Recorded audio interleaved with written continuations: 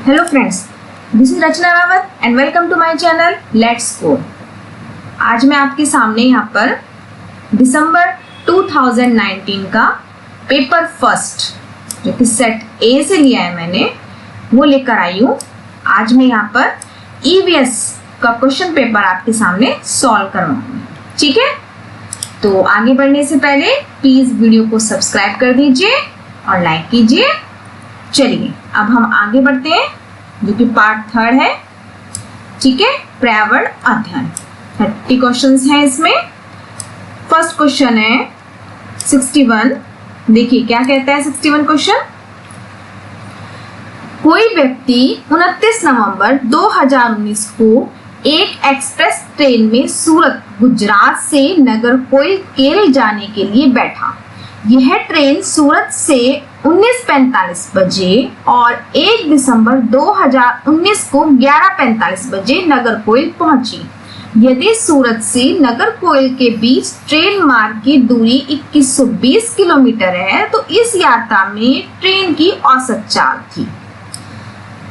अब इसमें औसत चाल से रिलेटेड क्वेश्चन पूछा गया है, जो कि मैंने आपके सामने अब औसत चाल और ये टाइम से रिलेटेड आपके आगे वीडियो रखूंगी, तो आप उसमें से पूरी तरीके से देख लीजिएगा जिसमें डिस्क्राइब किया गया है। यहाँ पर हम यही बढ़ते हैं। थर्ड क्वेश्चन इज राइट हो जाएगा इसमें 53 किलोमीटर। ठीक है, अब नेक्स्ट क्वेश्चन, ये जो प्रॉब्लम्स वाले क्वेश्चन है वो मैंने अगली वीडियो में डिस्क्राइब किए हुए हैं। ठीक है ना, वहां से देखिएगा। ठीक है, आगे बढ़ते हैं 62 क्वेश्चन पर। निम्नलिखित में से कौन अंतरराष्ट्रीय ख्याति प्राप्त वेट लिफ्टर है? ये तो मैंने आपको वीडियो में बताया हुआ है कि कौन है weight lifter. Karnam Malleswari. Fourth answer is right. ठीक है, आगे बढ़ते हैं हम 63 की ओर। नीचे दिया गया कौन सा एक समूह जड़ों का है? जड़ों का समूह पूछा गया है इसमें, तो इसमें हो जाता है फोर्थ गाजर, चुकंदर और मूली। ठीक है ना, ये सिर्फ जड़ों का है। ठीक है ना, नेक्स्ट आगे बढ़ते हैं। गाजर भी एक जड़ है, चुकंदर भी और मूली भी, ये तीनों एक जड़ें हैं।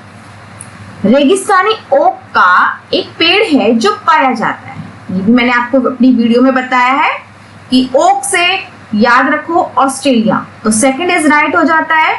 64 का 2 आंसर इज राइट, ऑस्ट्रेलिया। अब बढ़ते हैं 65 की ओर। नेपंथीस, ये भी आपको याद होगा, नेपंथीस की वीडियो मैंने दी हुई है, जो कि कीटभक्षी पौधा है। वह पौधा जो शिकार करता है के विषय में नीचे दिए गए कथनों पर विचार कीजिए। उससे रिलेटेड क्या क्या चीजें सही हैं। ठीक है, उस पे देखना है आपको। यह पौधा ऑस्ट्रेलिया, इंडोनेशिया और भारत में मेघालय में पाया जाता है। नंबर बी, इसका आकार घड़े जैसा होता है और उसका मुंह एक पत्ती से ढका होता है। सही बात है। यह केवल छोटे कीड़े मकोड़ों को फंसाकर उनका शिकार करता है।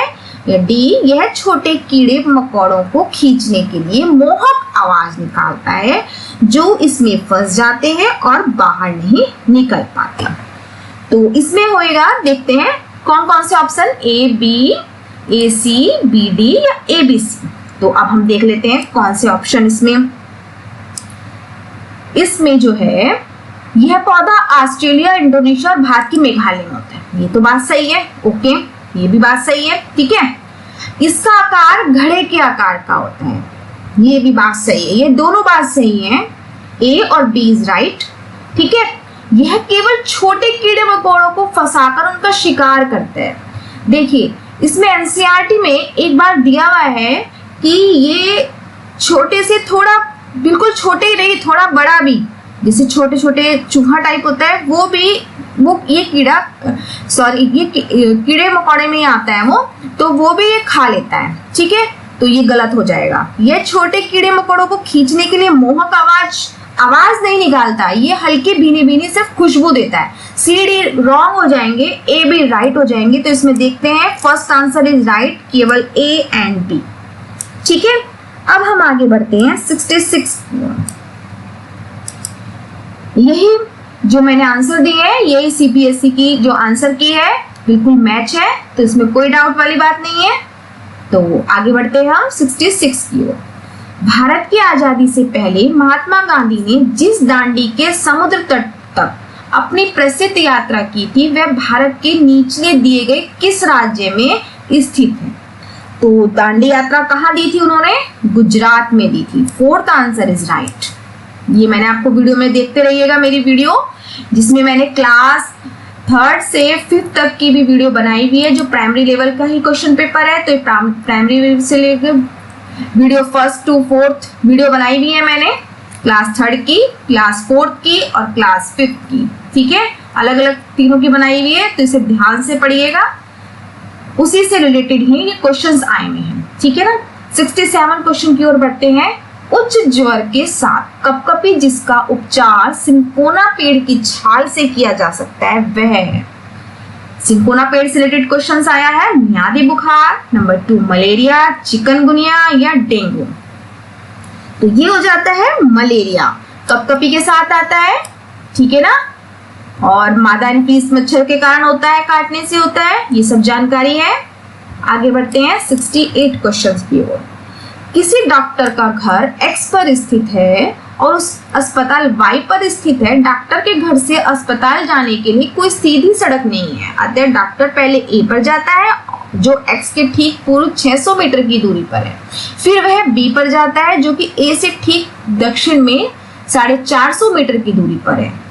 फिर वह C पर जाते हैं जो B के ठीक पश्चिम में 120 मीटर की दूरी पर है और अंत में वह Y पर अपने अस्पताल पहुंचते हैं जो C के ठीक उत्तर में 90 मीटर की दूरी पर है। अस्पताल के सापेक्ष डॉक्टर के घर की सही दिशा क्या है? दिशा और दूरी से रिलेटेड ये क्वेश्चन आए हैं।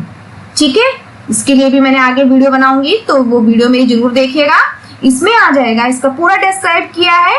तो यहां पर हो जाता है second answer is right, north west. ठीक है, ये मैंने उसमें बताया हुआ है आपको, आप उसमें से जरूर चेक कीजिए।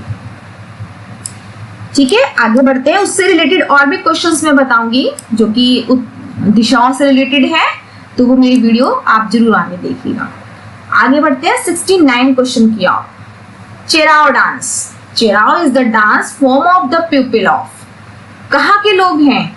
चेराव का नाच कहाँ के लिए होता है? ये होता है, हमने पढ़ा है मिजोरम। ठीक है, पिक भी मैंने सेंड की हुई है वीडियो में, तो मिजोरम में होता है ये। Second is right. नेक्स्ट आगे बढ़ते हैं 70 क्वेश्चन की ओर। तमिलनाडु के निकटवर्ती राज्य हैं। ये मैप से रिलेटेड क्वेश्चन हमेशा पूछा जाता है 1 नंबर का, तो मैप को ध्यान में रखते हुए बताइए इसमें तमिलनाडु के निकटवर्ती राज्य हैं। तो इसमें हो जाता है आपका answer number 4 is right, Andhra Pradesh, Kerala and Karnataka. ठीक है, नेक्स्ट आगे बढ़ते हैं 71 की ओर। एनसीएफ 2005 के अनुसार निम्नलिखित में से क्या प्राथमिक स्तर पर पर्यावरण अध्ययन शिक्षण का उद्देश्य नहीं होना चाहिए? ठीक है, नहीं को ध्यान में रखते हुए आंसर देंगे हम। विशेषतः प्राकृतिक पर्यावरण के प्रति बच्चे की जिज्ञासा और सृजनात्मकता को बढ़ावा देना। नंबर 2, अवलोकन, वर्गीकरण और निष्कर्ष निकालने आदि प्रक्रियाओं के माध्यम से बुनियादी संज्ञानात्मक और गत्यात्मक कौशल प्राप्त करने के लिए खोजबीन से जुड़ी और हाथों से करने वाले कार्यों में बच्चों को संलग्न करना। नंबर 3, प्राकृतिक, सांस्कृतिक व सामाजिक पर्यावरण के बीच संबंधों को पहचानने व समझने के बच्चों को प्रशिक्षित करना। या नंबर 4, पर्यावरणीय समझ के द्वारा बच्चों में सटीक संज्ञानात्मक कौशल का विकास करना। तो इसमें हो जाता है हमारा 71 का है, फोर्थ आंसर इज राइट, पर्यावरणीय समझ के द्वारा बच्चों में सटीक संख्यात्मक कौशलों का विकास करना। ठीक है, quantitative not qualitative, quantitative skill among children through understand of environment issues. ठीक है, ये नहीं होता है। ठीक है ना, बाकी सब सही बात है, और ये है इसमें नहीं को ध्यान में रखते हुए आंसर दिया गया है। ठीक है, नेक्स्ट आगे बढ़ते हैं हम 72 क्वेश्चन की ओर। 72 क्या कह रहा है? पर्यावरण अध्ययन कक्षाओं 3rd से 5th के लिए एक विशेष क्षेत्र है जो संकलित करता है। नंबर 1, विज्ञान की अवधारणाओं और मुद्दों को। नंबर 2 पर्यावरण शिक्षा सामाजिक अध्ययन और विज्ञान की अवधारणाओं और मुद्दों को। नंबर 3 विज्ञान और सामाजिक विज्ञान की अवधारणाओं और मुद्दों को। नंबर 4 पर्यावरणीय शिक्षा और विज्ञान की अवधारणाओं और मुद्दों को। अब हमें पता है कि क्लास 3 से ही ईवीएस जो सब्जेक्ट है वो लगाया गया है, ठीक है।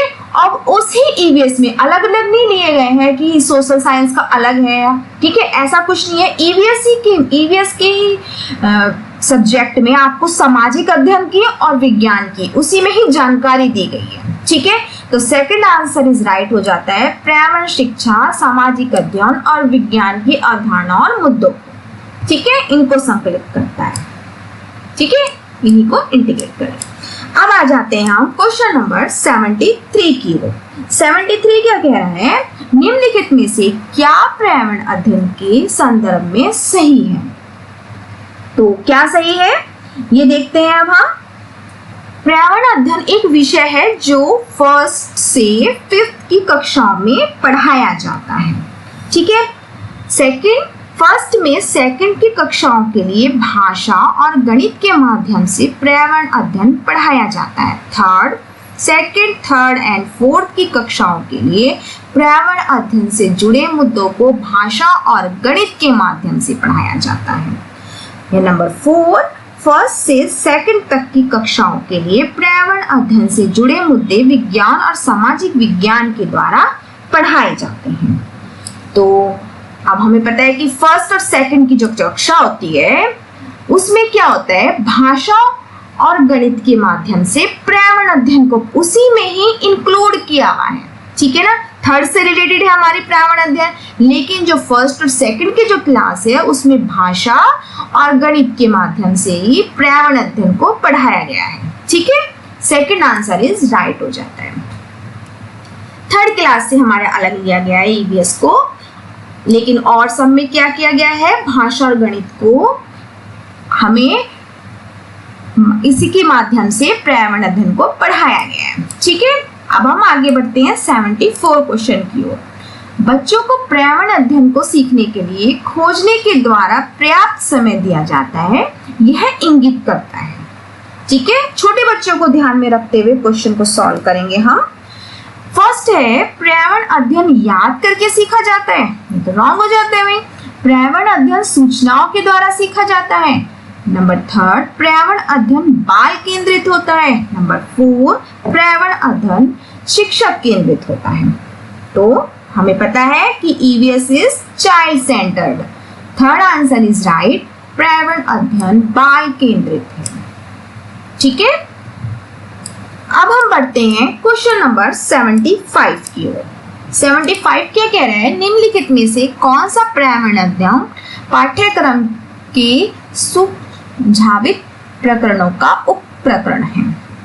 अब हमने 5 पढ़े थे, ये जो हमारे थीम्स थी अपनी ईवीएस में, ठीक है ना, जो कि हमारा मेन जो बेस है ईवीएस की इन 5 थीम्स पर ही है। तो 5 थीम्स से रिलेटेड क्वेश्चंस आ चुका है आपके सामने। फर्स्ट है परिवार और मित्र, सेकंड है भोजन, 3rd है जानवर और 4th है हम चीजें कैसे बनाते हैं। तो हमें पता है कौन कौन सी थी भाई, family, food, think, we, make and do, travel and shelter, ठीक है। इसमें जानवर का नहीं था कुछ भी, तो जानवर इसमें हो जाता है कौन सा पर्यावरण अध्ययन के सुझावित प्रकरणों का उप प्रकरण है, सब थीम है, ठीक है। सब थीम पूछिए तो सब थीम जो है इसमें जानवर आ जाएगी, ठीक है। नेक्स्ट आगे बढ़ते हैं हम 76 की ओर। निम्नलिखित में से क्या पर्यावरण अध्ययन के शिक्षक के लिए वांछनीय गतिविधि है।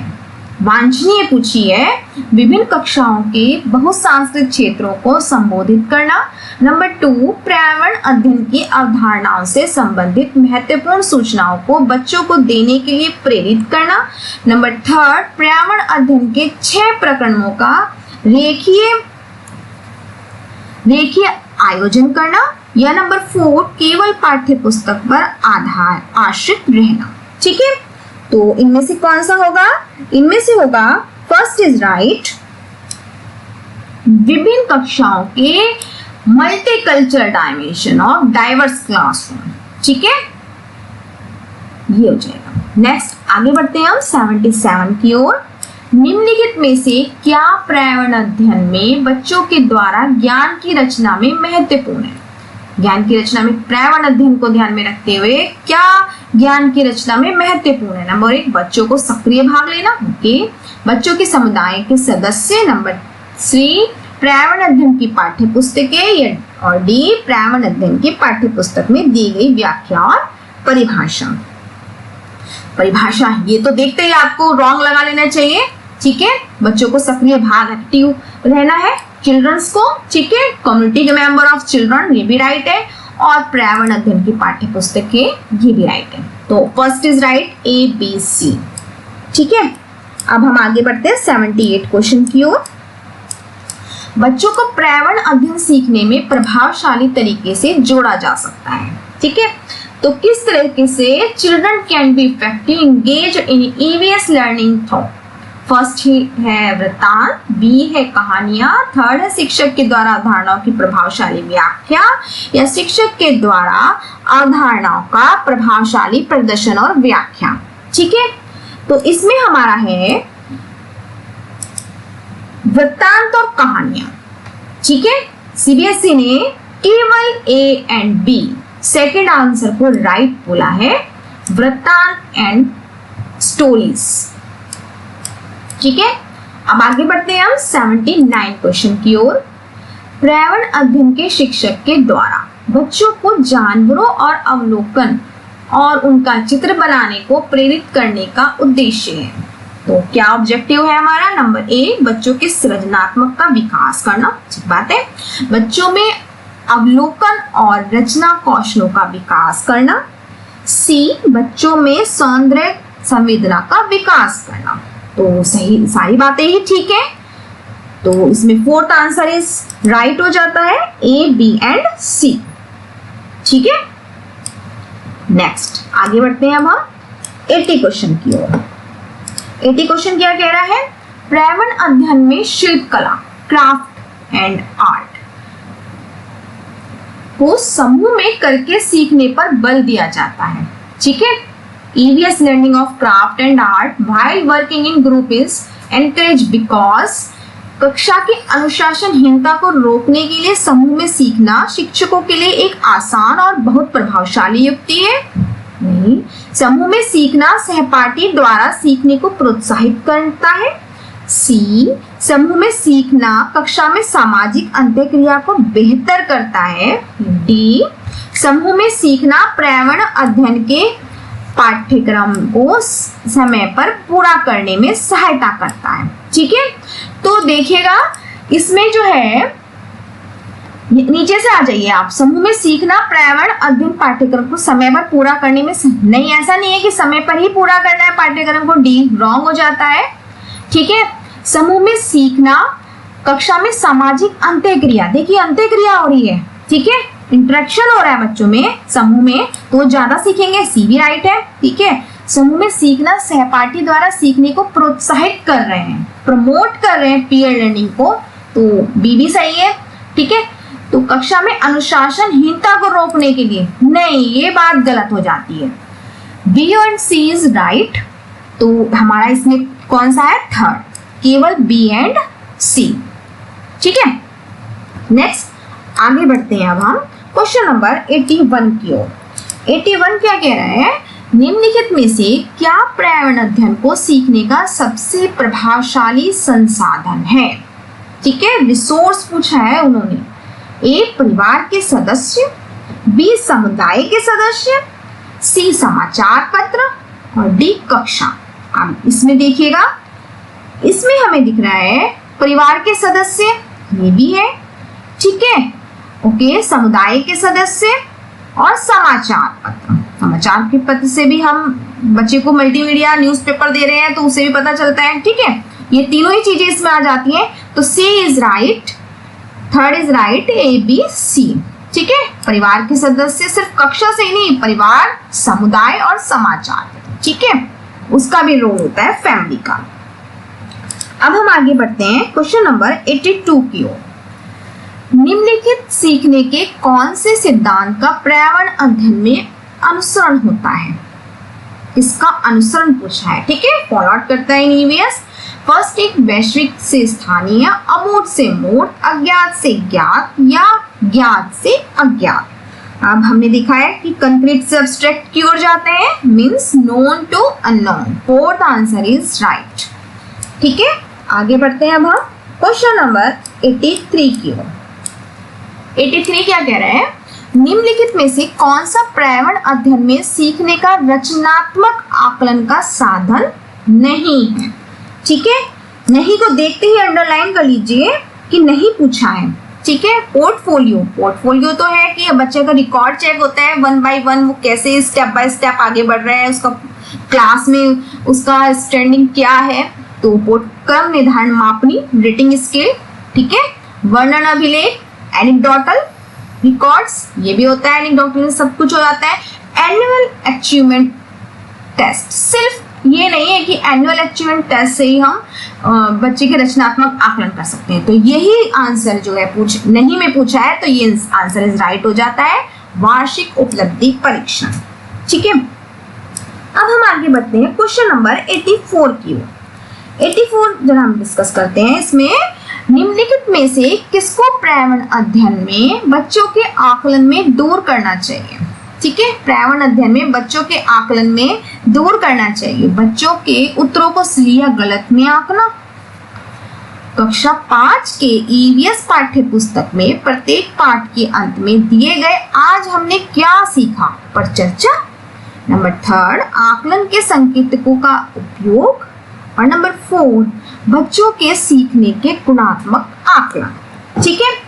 तो ये हो जाता है 84 का फर्स्ट आंसर इज राइट, बच्चों के उत्तरों को सही या गलत में आंकना, ठीक है।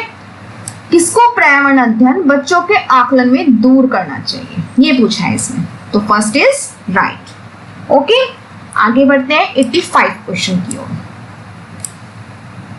दूर करना पूछा था उसमें, राइट। तो 85 एक कक्षा 5 की शिक्षक एक क्रियाकलाप का संचालन करती है जिसमें वह कक्षा के बच्चों से फर्श पर चीनी के कुछ दाने डालने को कहती है और उनको चींटियों के आने का इंतजार करने को कहती है। तो बच्चों को इस क्रियाकलाप से अर्थपूर्ण सीखने का मिल सकता है यदि शिक्षक नंबर 1 बच्चों को क्रियाकलाप का अवलोकन करने को प्रेरित करती है, बी बच्चों को अपने अनुभव साझा करने को प्रेरित करती है, थर्ड बच्चों को क्रियाकलाप का अवलोकन, अनुभव साझा और उस पर चर्चा करने को प्रेरित करती है, या नंबर 4 बच्चों को क्रियाकलाप से संबंधित प्रश्नों को घर से प्रेरित करने को प्रेरित करती है। तो क्या कर रही है टीचर जो है चीनी के कुछ दाने डाल दे रही है और उसको क्या कर रही है, डालने को कहती है और उसका इंतजार करने की कहती है कि कब ये चींटी आएगी, ठीक है। तो उसमें बच्चे के लिए क्यों क्या देख रही है, देखिए उसमें ये देख रही है कि बच्चों को क्रियाकलाप का अवलोकन के अनुभव साझा कर रही है और उस पर चर्चा करने के लिए प्रेरित कर रही है, ठीक है। थर्ड इज राइट हो जा रहा है। वो ये देख रही है कि एनकरेज हर हिज या children to observe share this experience followed by discussion on the activity, कि बच्चे इस पर क्या क्रियाकलाप करेंगे और किस प्रकार से वो चर्चा करेंगे उसका वो देख रही है, ठीक है। क्रियाकलाप से अर्थपूर्ण सीखने को देख रही है वो। ओके, नेक्स्ट अब आगे बढ़ जाते हैं 86 की ओर। नीचे दी गई सूची पर विचार कीजिए। कछुआ, घड़ियाल, कौवा, बत्तख, मछली, इस सूची में से निम्न में से कौन सा दूसरे से भिन्न है, ठीक है। अलग पूछा है, ये इनमें से कौन सा सबसे भिन्न है, मछली, कौवा, घड़ियाल या कछुआ। अब आपने देखिए मछली, घड़ियाल और कछुआ ये तीनों पानी से रिलेटेड है, ठीक है, बट कौवा नहीं है, तो कौवा क्या है, डिफरेंट हो गया, तो यही आंसर इज राइट हो जाता है, कौवा। आगे बढ़ते हैं क्वेश्चन नंबर 87 की ओर, ठीक है, जो कि कॉलम 1 और कॉलम 2 में दिखाया गया है। एक तरफ सिटी है और दूसरी तरफ उसके मोस्ट लाइक फूड्स है। तो ए में दिया है हांगकांग, हमने फिर पढ़ा है क्लास 3rd 4th के चैप्टर्स में हांगकांग लिविंग हु फेन से रिलेटेड, ठीक है। तो था ना कि हांगकांग में लुंग यू फिन जो कि पकाया हुआ सांप खाया जाता है वहां पर, ठीक है, ये इससे रिलेटेड हो जाएगा, ठीक है। ए जो है 5th से रिलेटेड हो जाएगा। केरल, केरल में क्या खाया जाता है, इसमें केरल से रिलेटेड पढ़ाया था हमने टैपिकोआ, करी के साथ क्या खाया जाता है इसमें, टैपिकोआ, मन पसंदीदा भोजन है यहाँ का। सी क्या है, कश्मीर, कश्मीर का क्या है, तो कश्मीर का है हमारे पास सरसों के तेल में बनी हुई मछली, ठीक है, मछली तो खाई जाएगी लेकिन वो सरसों के तेल में, ठीक है, ये इससे रिलेटेड है। एंड डी है हमारा गोवा, जो कि नारियल के तेल में बनता है, ठीक है, ये ध्यान रखिएगा, नारियल के तेल में जो बनता है मछली वो गोवा में होती है, और सरसों के तेल में जो बनती है मछली वो कश्मीर का पसंदीदा खाना है। और केरल का क्या था, उबला हुआ टैपिकोआ विद करी, एंड हांगकांग का क्या था, पकाया हुआ सांप। तो देख लेते हैं कौन सा ऑप्शन इसमें सही बैठ रहा है हमारे में। ए का 5th, बी का 1st, सी का 2nd एंड डी का 3rd। Second option is right, ठीक है, ओके। अब हम आगे बढ़ लेते हैं क्वेश्चन नंबर 88 की ओर। 88 में क्या है, नीचे दिए गए पंछियों की कौन सी प्रजाति झटके से अपनी गर्दन आगे पीछे करती है। ध्यान रखिएगा, इसमें पूछा है झटके से कौन सी करती है, तो वो है मैना।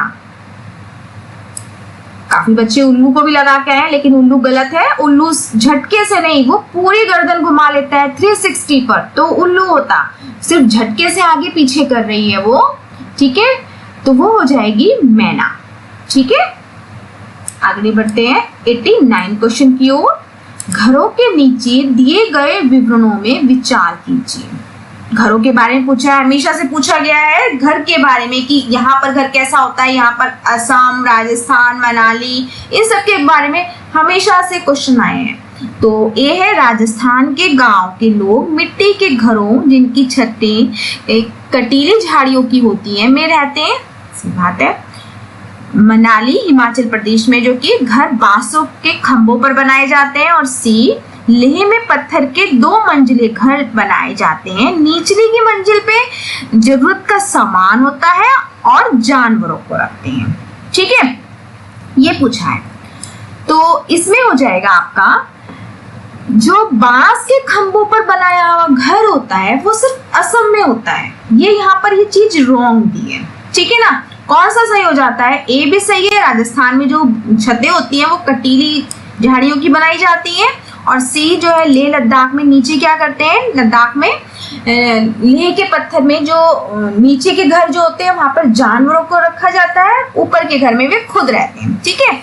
तो इसमें हो जाता है हमारा third answer is right, A and C, ठीक है। अब आगे बढ़ते हैं क्वेश्चन नंबर 90 की ओर, जो कि हमारा लास्ट क्वेश्चन है हाथियों के बारे में, ठीक है।